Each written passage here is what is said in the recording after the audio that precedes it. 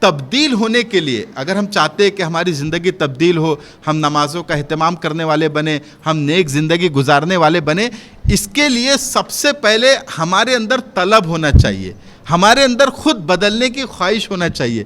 اگر آپ بدلنا نہیں چاہ رہے، آپ چاہ رہے کہ میں خود بخود نمازی بن جاؤں، خود بخود دیندار بن جاؤ، خود بخود قرآن پڑھنے والا بن جاؤ، تو ایسا کبھی نہیں ہوگا۔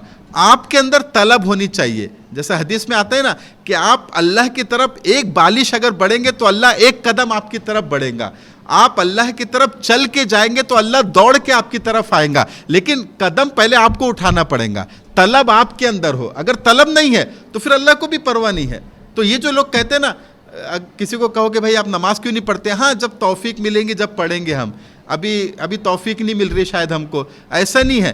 آپ کے اندر طلب ہونی چاہیے، آپ سوچو تو کہ مجھے تبدیل ہونا ہے، مجھے اپنی زندگی بدلنا ہے۔ ابھی یہ درس قرآن میں آپ لوگ آ رہے ہیں، اب اس میں اگر یہ مقصد ہے کہ چلو چلتے ہیں ایک معلومات کے لیے قرآن سن لیں گے تو پھر ہمارے اندر تبدیلی نہیں آئیں گی۔ ہم اس نیت سے یہاں پر آئے کہ جو بھی ہم سنیں گے انشاءاللہ اس پر عمل کرنے کی کوشش کریں گے، اس کو اپنے اندر بٹھائیں گے، پریکٹیکل لائف میں اس کو امپلیمنٹ کریں گے۔